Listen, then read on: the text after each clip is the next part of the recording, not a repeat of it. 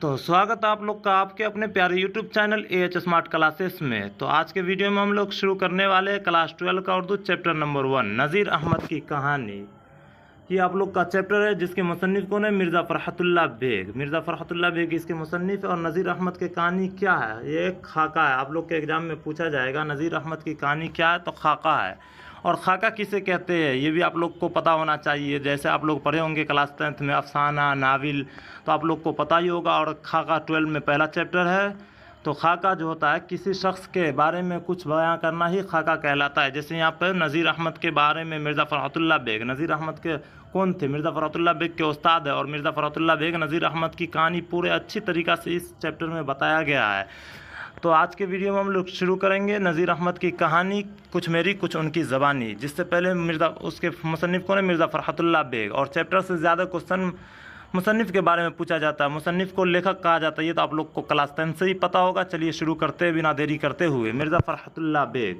Mirza फ़रहतुल्लाह bag कौन है? नज़ीर अहमद की कहानी के लेखक है। चलिए शुरू करते बिना देरी करते हुए। मिर्ज़ा फ़रहतुल्लाह बेग के जद अमजद मिर्ज़ा अफजल बेग बदख्शा से तरक वतन करके शाह आलम शानी के ज़माने में हिंदुस्तान आए। क्या कहा जा रहा है? मिर्ज़ा फ़रहतुल्लाह बेग के जद अमजद मिर्ज़ा अफजल बेग जो है बदख्शा से तरक वतन करके, मतलब बदख्शा को छोड़कर शाह आलम शानी के ज़माने में हिंदुस्तान आए और फ़ौज में मुलाज़म हुए। फ़रहत के दादा मिर्ज़ा अब्दुल्ला बेग, फ़रहत के दादा जो है मिर्ज़ा अब्दुल्ला बेग की माली हालत अच्छी नहीं थी। 1857 के इनकलाब के बाद ये ख़ानदान भी मुतासिर हुआ और दिल्ली से हिजरत करके हैदराबाद दक्कन चला आया। क्या कहा जा रहा है? मिर्ज़ा फ़रहतुल्लाह बेग के जद अमजद मतलब उनके दादा परदादा जो है मिर्ज़ा अफजल बेग बदख्शा को छोड़कर तरक वतन करके, मतलब तरक वतन करके मतलब बदख्शा को छोड़कर शाह आलम शानी के ज़माने में हिंदुस्तान आए और फ़ौज में नौकरी किए। उसके बाद फ़रहत के दादा मिर्ज़ा अब्दुल्ला बेग की माली हालत जब अच्छी नहीं थी, 1857 के इनकलाब के बाद यानी कि 1857 के क्रांति के बाद ये ख़ानदान भी मुतासिर हुआ और दिल्ली से हिजरत करके हैदराबाद दक्कन चला गया। हिजरत मतलब आप लोग को पता होगा एक जगह को छोड़कर दूसरी जगह जाना। हमारे नबी हज़रत मोहम्मद सल्लल्लाहु अलैहि वसल्लम भी हिजरत किए थे। कहाँ से? मक्का से मदीना का। चलिए आगे देखते हैं। तज़किरा नवेसियों के मुताबिक मिर्ज़ा फ़रहतुल्लाह बेग की पैदाइश जो है सितंबर 1883 ईस्वी में हुई थी। क्या कहा जा रहा? तज़किरा नवेसियों के मुताबिक मिर्ज़ा फ़रहतुल्लाह बेग की पैदाइश सितंबर 1883 ईस्वी में हुई थी, लेकिन ख़ुद उनके बयान के मुताबिक वह अगस्त 1885 ईस्वी में पैदा हुए थे। कहीं कहीं कहा जाता है, मतलब तो अगर पूछा जाएगा आपके एग्ज़ाम में, तज़किरा नवेसियों के मुताबिक मिर्ज़ा फ़रहतुल्लाह बेग की पैदाइश कब हुई? तो सितंबर 1883 ईस्वी में, लेकिन उनकी असल पैदाइश जो है अगस्त 1885 ईस्वी में, और वो ख़ुद उनके बयान के मुताबिक है और यही दुरुस्त है। जाए पैदाइश मोहल्ला चोरी वलान दिल्ली है। अगर आपसे पूछा जाएगा मिर्ज़ा फ़रहतुल्लाह बेग की जाए पैदाइश कहाँ है, तो मोहल्ला चोरी वलान दिल्ली। इनके वालिद का नाम मिर्ज़ा हशमतुल्लाह बेग था। मिर्ज़ा फ़रहतुल्लाह बेग के वालिद का नाम क्या है? मिर्ज़ा हशमतुल्लाह बेग। फ़रहत सिर्फ 10 रोज़ के थे तो इनके वालदा मुशर्रफ जहाँ बेगम का इंतकाल हो गया। फ़रहत कितने दिन के थे? मात्र 10 दिन के थे। तो इनके वालदा मुशर्रफ जहाँ बेगम का इंतकाल हो जाता है, उसके बाद इनकी लावल्द और बेवा फूफी हसन जहाँ बेगम ने उन्हें अपनी औलाद की तरह हज़रत निज़ामुद्दीन, एक मिनट रुक जाइए, जब इनके वालदा का इंतकाल हो जाता है तो उसके बाद उनकी फूफी जो है, फूफी का नाम क्या है? हसन जहाँ बेगम, बेबा फूफी हसन जहाँ बेगम उन्हें अपनी औलाद की तरह पाला।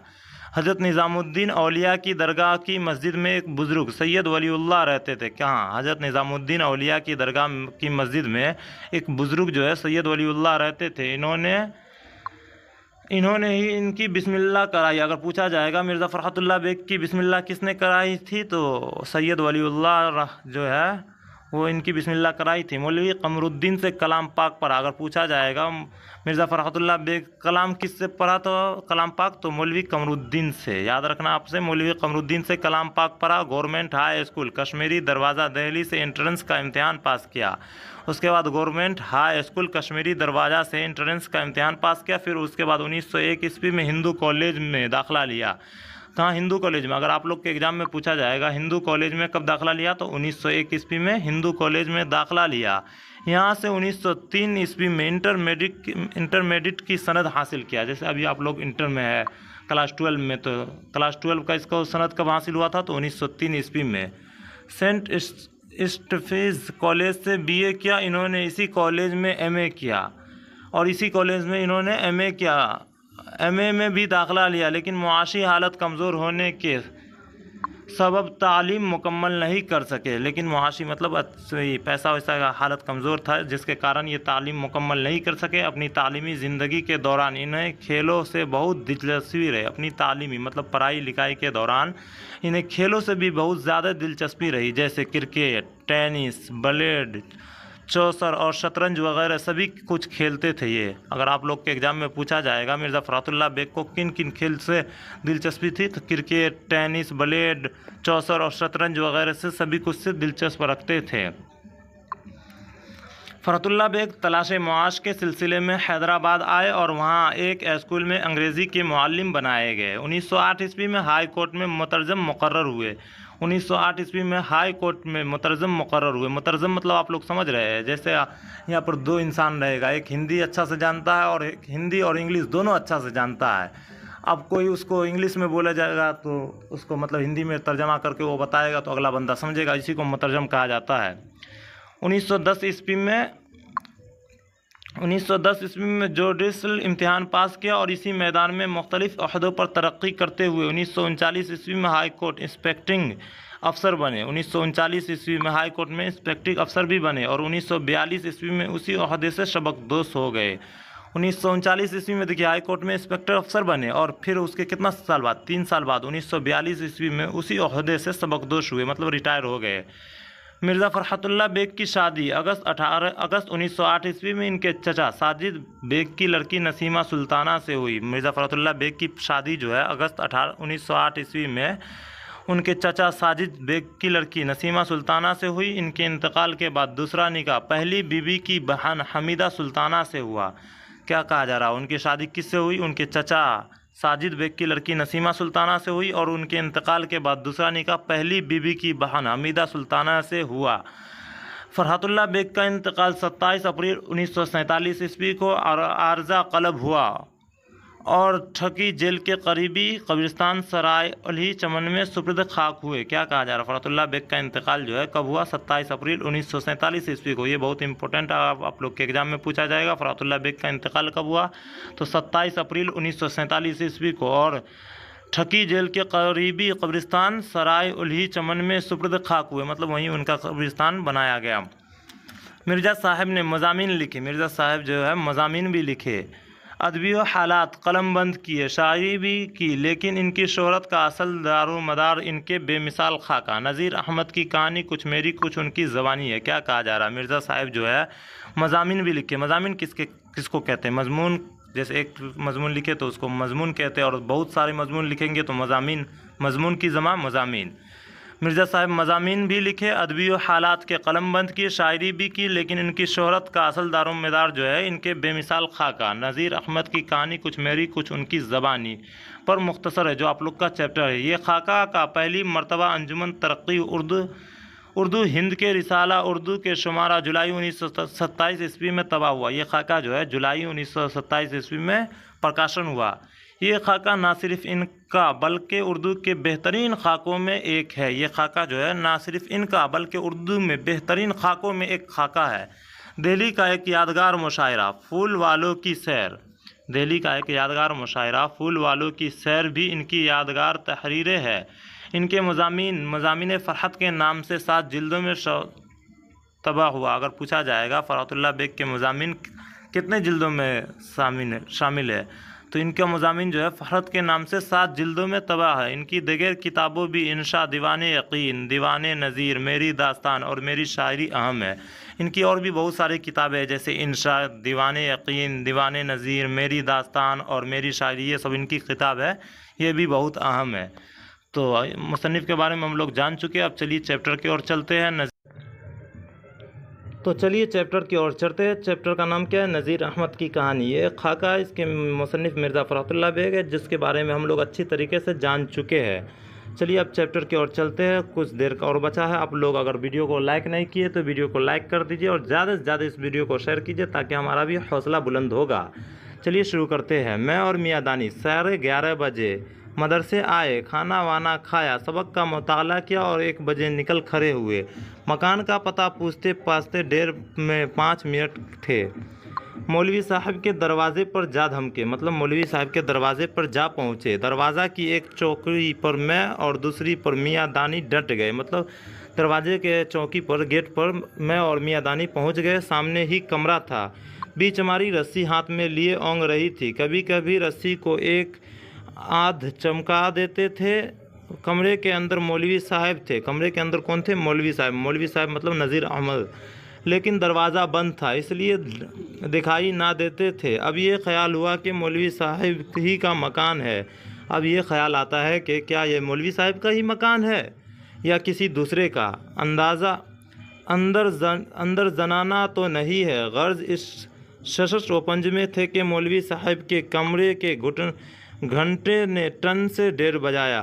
क्या कहा जा रहा है? गर्ज इस शशन व पंज में थे कि मौलवी साहब के कमरे से घंटे टन से डेढ़ बजाया। हम दोनों उठे और दबे पाँव चोरों की तरह अंदर दाखिल हुए। घर में सन्नाटा था। बीचमारी ने सर भी उठाकर ना देखा कि कौन जा रहा है। बीचमारी मतलब गेट पर जो दरवान था, वो सर उठाकर भी ना देखा कि कौन अंदर जा रहा है। कमरे का एक दरवाज़ा खुला था। इसमें गर्दन डालकर झांका। चूँकि रोशनी से अंधेरे में आए थे इसलिए कुछ दिखाई ना दिया। बाहर रोशनी था, रोशनी से अंधेरे में गए तो कुछ दिखाई ना दे रहा था। अंदर से किसी ने डांट कर कहा, कौन है? इसकी आवाज़ को पहचान कर हम तो संभल गए, मतलब अंदर से आवाज़ आया, कौन है? इसकी आवाज़ को पहचान कर हमने तो संभल गए, मतलब हमको तो पता चल गया मौलवी नज़ीर अहमद की आवाज़ है। मगर बीच हमारी उछल पड़े और बेइख्तियार उनके मुंह से घमंड की आवाज़ की तरह निकला, कौन है? मैंने कहा, मैं और मियाँ दानी। मौलवी साहब ने कहा, आओ बेटा। मैंने जब कहा मैं और मियाँ दानी तो मौलवी साहब बोला, आओ बेटा अंदर आओ। मौलवी साहब फ़ौरन पलंग पर उठ बैठे और तहमत को संभालते हुए नीचे उतर आए। पूछा, क्या पढ़ते हो?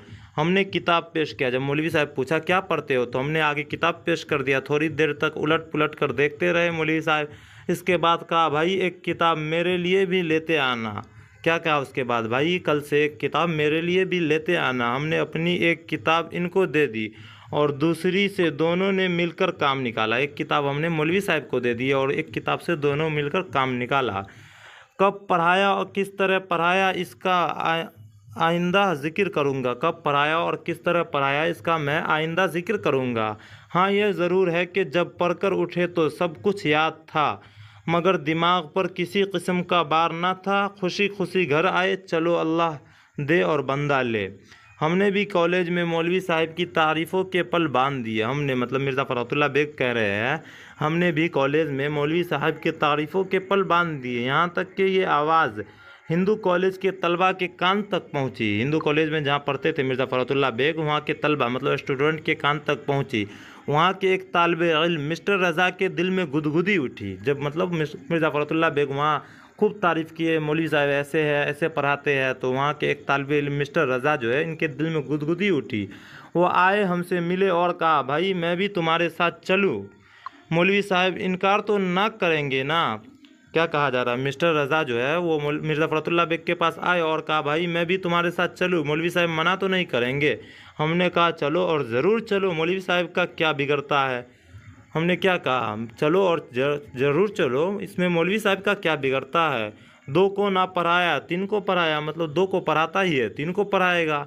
इन्होंने कहा, नहीं पहले मौलवी साहब से पूछ लो। हमने कहा, यार चलो भी, अगर इन्होंने कुछ कहा तो हमारा ज़िम्मा है। क्या कहा जा रहा है? मौलवी साहब अगर कुछ कहेगा भी तो तुमको, तो उसका हमारा ज़िम्मा है।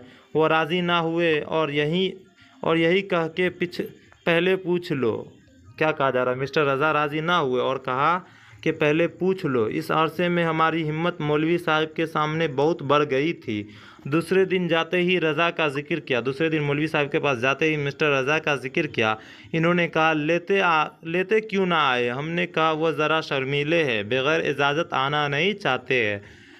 हमने क्या कहा? वो ज़रा शर्मीले, मतलब मिर्ज़ा फ़रहतुल्लाह बेग कह रहे हैं मौलवी साहब से, वो ज़रा शर्मीले है, बग़ैर इजाज़त आना नहीं चाहते हैं। इन्होंने कहा, तालिबे इल्म शर्मीला हुआ और डूबा। खैर कल ज़रूर साथ लाना। ज़रा इनका भी रंग देख लूँ। शाम को वापसी के वक्त जाते फराश खाने में हमने रज़ा को मौलवी का इजाज़तनामा पहुँचा दिया اور کہہ دیا کہ بھائی پورے 1:30 بجے پہنچ جانا۔ اور کیا کہا جائے، مرزا فرات اللہ بیگ مسٹر رضا کو کہہ دیا بھائی پورے 1:30 بجے پہنچ جانا ورنہ اندر گھسنے کو نہ ملے گا۔ دوسرے دن جو ہم پہنچے تو وہ پہلے ہی سے دروازہ پر ڈئی دے بیٹھے تھے۔ دوسرے دن جب ہم پہنچے وہاں پر تو وہ پہلے سے ہی مسٹر رضا پہنچے ہوئے تھے۔ ٹھیک 1:30 بجے ہم اندر داخل ہوئے، مولوی صاحب ہم کو دیکھتے ہی پلنگ پر اٹھ بیٹھے اور کہا لاؤ کتاب۔ ہم نے کتاب طاق پر سے اتار ان کے ہاتھ میں دی اور کتاب لیتے لیتے نیچے آ بیٹھے اور کہا اچھا یہ ہے میاں رضا۔ پھر مولوی صاحب کہتے ہیں اچھا یہ ہے میاں رضا۔ بیچارے رضا نے گردن جھکا کر کہا جی ہاں۔ مولوی صاحب نے کہا اچھا بھائی شروع کرو۔ ہمارے پڑھنے کا طریقہ یہ تھا کہ کیا کہا جا رہا، ہمارے پڑھنے کا طریقہ یہ تھا کہ ایک روز میں پڑھتا تھا تو دوسرے روز میاں دانی۔ اب اس کو ہماری شرارت کہو یا محض کہو، اتفاق ہم دونوں چپ کے بیٹھے رہے۔ اتفاق یہ ہوا کہ ہم دونوں چپ کے بیٹھے رہے۔ جب اس خاموشی نے طول کھینچا تو مولوی صاحب نے کہا ارے بھائی آج تم پڑھتے کیوں نہیں ہو؟ کیا منہ میں کنگھیا پھیر کر آئے ہو؟ مطلب کیا منہ میں کچھ رکھ کر آئے ہو؟ اچھا آج کل نہیں کہتے کیا منہ میں پان رکھ کر آئے ہو؟ اسی طرح مولوی صاحب کہا کیا منہ میں کنگھیا پھیر کر آئے ہو؟ اچھا میاں رضا تم ہی شروع کرو۔ پھر مولوی صاحب کہتے ہیں اچھا میاں رضا تم ہی آج شروع کرو۔ رضا نے صفحہ پوچھا اور پڑھنا شروع کیا۔ صفحہ مطلب پیج ہوتا ہے۔ رضا نے صفحہ پوچھا اور پڑھنا شروع کیا۔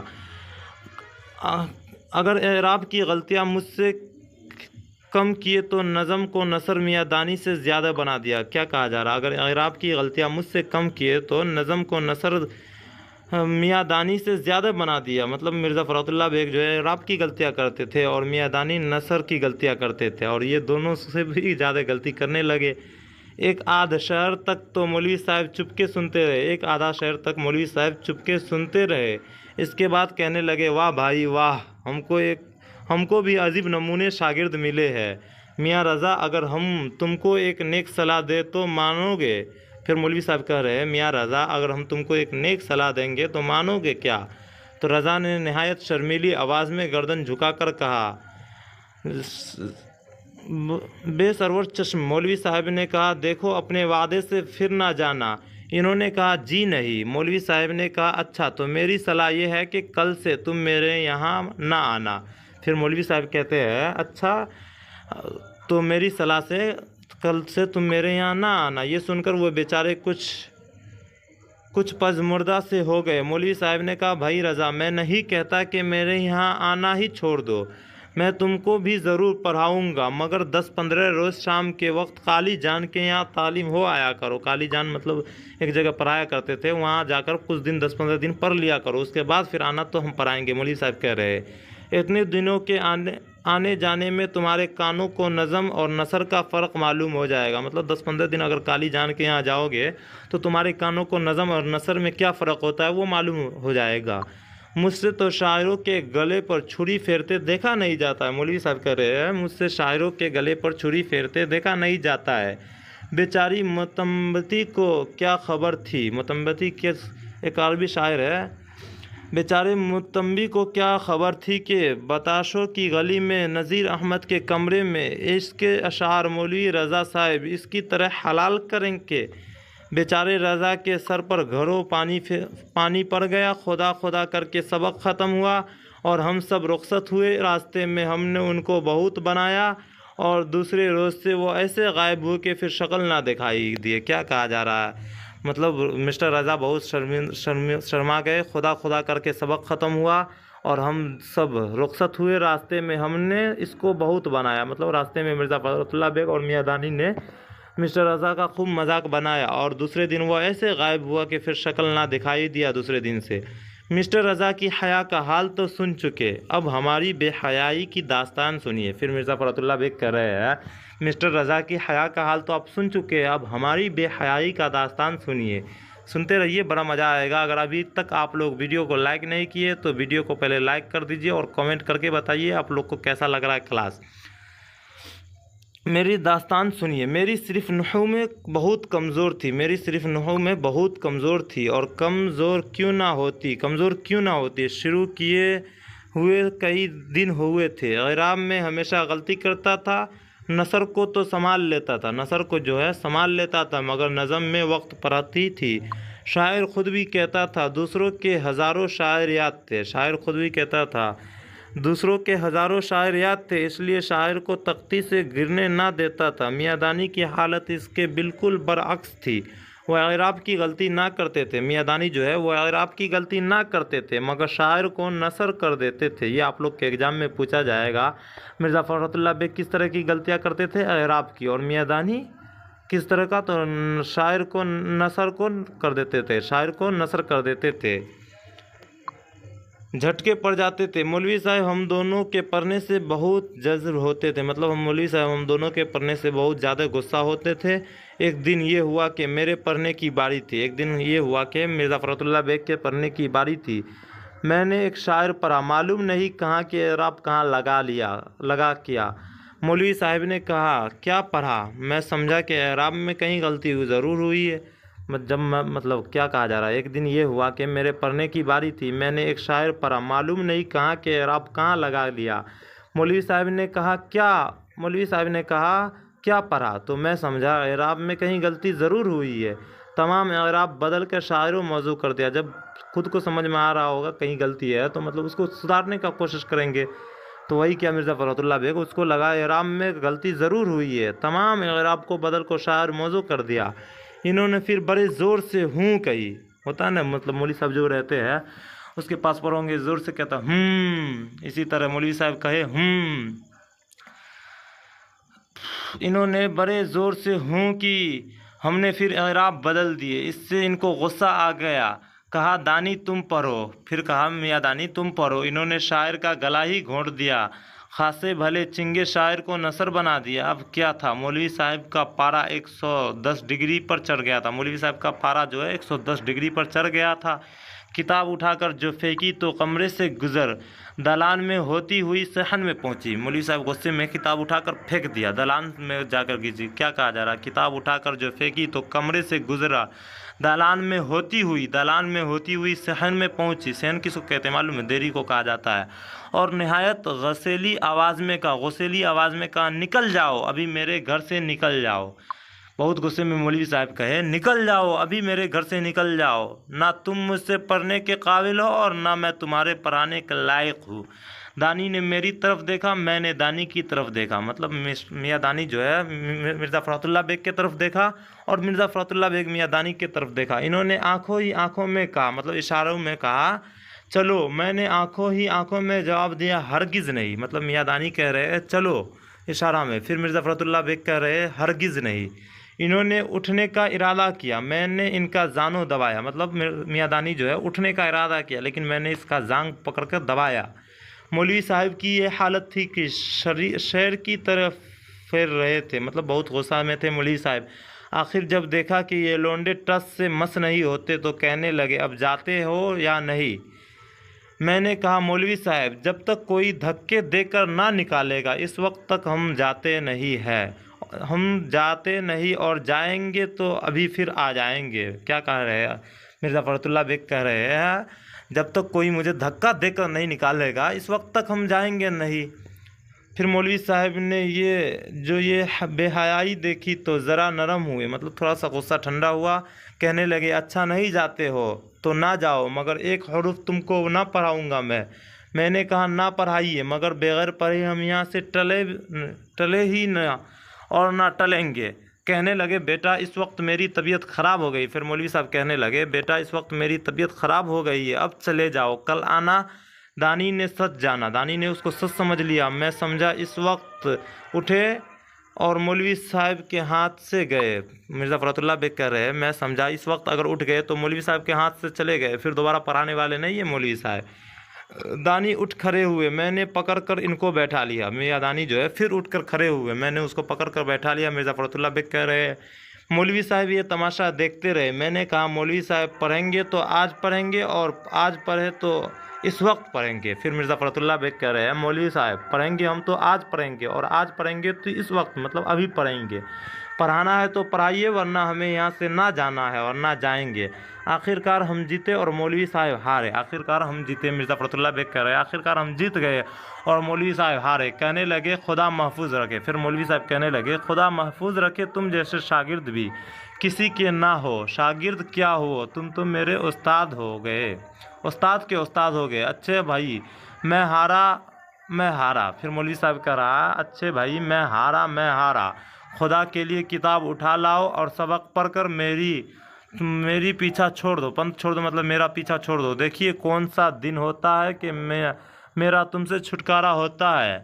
میں جا کر صحن میں سے کتاب اٹھا لایا۔ پھر مرزا فرت اللہ بیگ گئے، صحن سے کتاب اٹھا لایا اور مولوی صاحب جیسے تھے ویسے کے ویسے ہو گئے۔ کہا کرتے تھے کہ اگر اس دن تم چلے جاتے، مولوی صاحب کہتے تھے اگر تم اس دن چلے جاتے تو میرے گھر میں گھسنا نصیب نہ ہوتا۔